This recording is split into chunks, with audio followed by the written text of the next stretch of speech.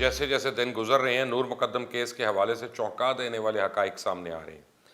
ایک ایک کر کے اس سفاک قاتل ظاہر جعفر اور اس کے ارد گرد لوگ اب سامنے آ رہے ہیں، اور جو انکشافات ہو رہے ہیں اس کے مطابق تو اب کوئی شک نہیں ہے کہ ظاہر جعفر ایک وحشی، بے غیرت اور ظالم درندہ ہے.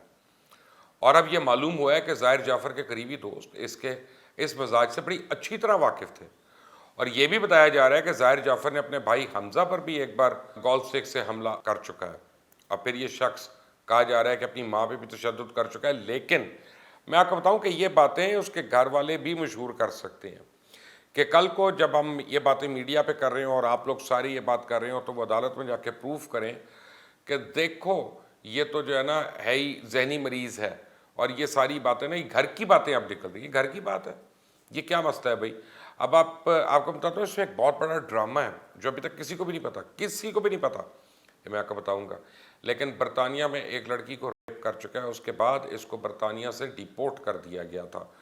اور یہ جو ریپ مینٹیلٹی ہوتی ہے نا جی، اس کا علاج صرف ایک ہے، پھانسی.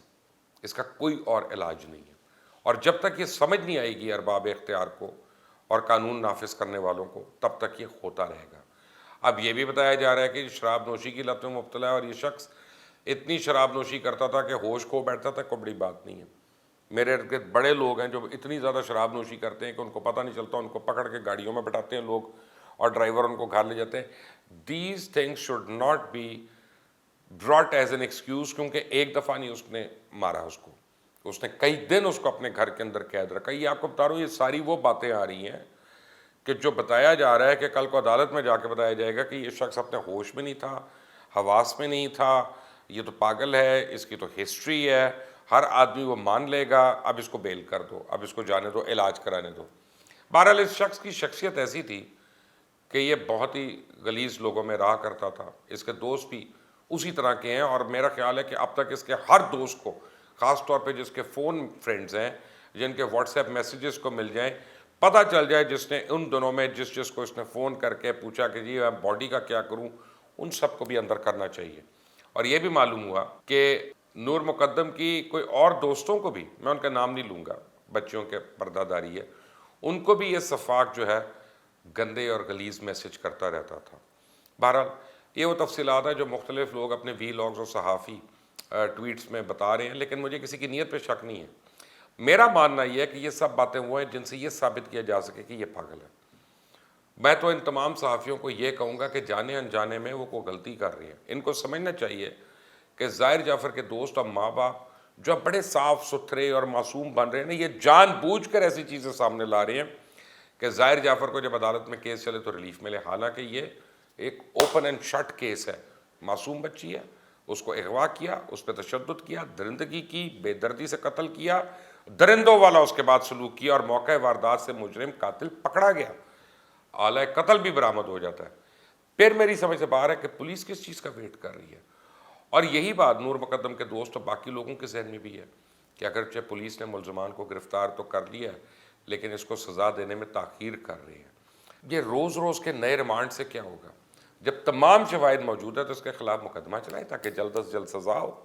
یہ بھی ایک اہم بات ہے کہ پولیس نے ابھی تک دہشت گردی کا مقدمہ اس گھنونے شخص کے خلاف درج نہیں کیا، حالانکہ معاشرے میں جو اس سے دہشت کی فضا قائم ہوئی، یہ ہونا چاہیے تھا.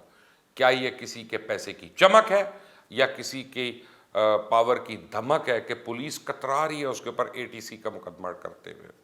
اور یہ بھی چیز ہے، اس بات کو تقویت دے رہی کہ جب ظاہر جعفر کو پولیس عدالت لے کے جا رہی تھی تو پولیس والا کہہ رہا تھا بڑا معصوم بچہ ہے جی، بڑا معصوم بچہ. تو سوال پیدا ہوتا ہے کہ کہیں پولیس والوں کے اس کے خاندان نے کوئی چمک دکھائی؟ جو میں نے آپ کو ابھی کہا، جو پولیس والے اس سفاک قاتل کو معصوم بچہ کہہ رہا ہے. ساتھ ہی جب یہ عدالت میں لایا گیا تو بالکل ٹھیک اور نارمل دکھائی دیا.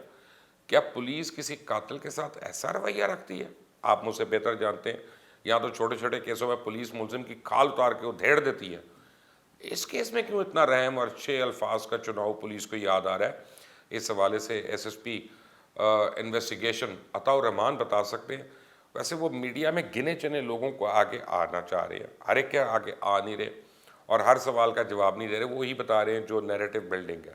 اور کیا کہیں اس کیس کو جان بوجھ کر تو نہیں آہستہ آہستہ آگے بڑھا رہے کہ فائدہ مجرم کو ملے اور لوگ وقت گزرنے کے ساتھ ساتھ اس کو بھول جائیں اور یہ کسی اور کیس کے آنے تک تب تک یہ دب جائے۔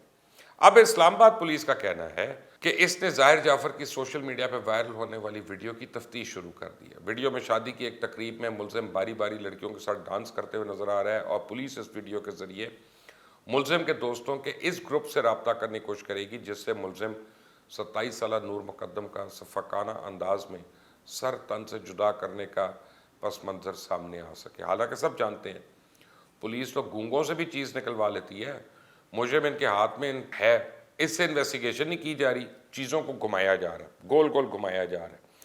اب پولیس نے ملزم کا بیرون ممالک انگلینڈ اور امریکہ سے بھی کرمنل ریکارڈ حاصل کرنے کے لیے متعلقہ اداروں سے رابطہ کرنا شروع کر دیا۔ اچھی چیز ہے، پر کیا آپ کو معلوم نہیں کہ یہ تفصیلات آنے میں ٹائم کتنا لگے گا؟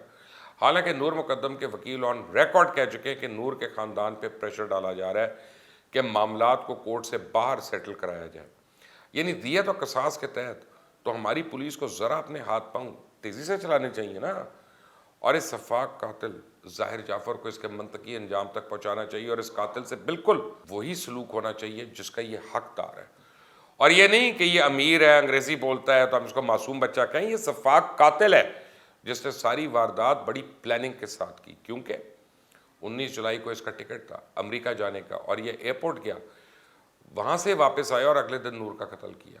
ملزم کے گھر سے اس کا پاسپورٹ اور بیرون ملک جانے کے لیے لیے جانے والے ٹکٹس بھی مل گئے ہیں۔